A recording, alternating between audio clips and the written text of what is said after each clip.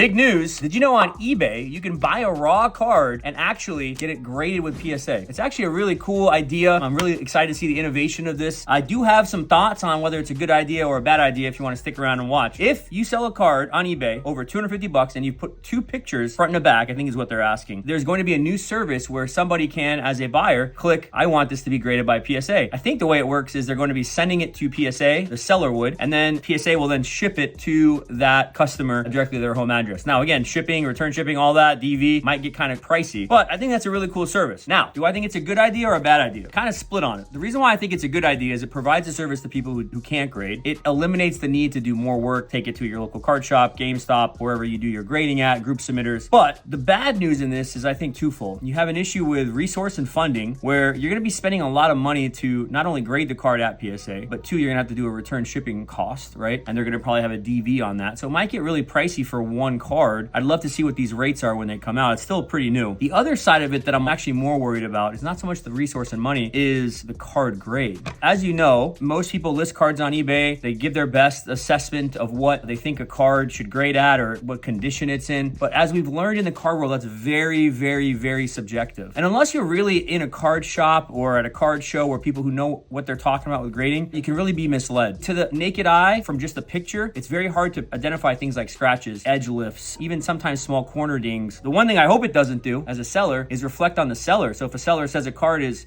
let's say, mint 9 or better, and the card comes back in 8, does that now give the right to a refund? And I think it's another can of worms that's going to be open. Innovation always has its bumps and bruises. So I'd love to hear what your thoughts are, if it is a good idea or if it's a bad idea. I'd love to hear if you're going to use the service when it comes out.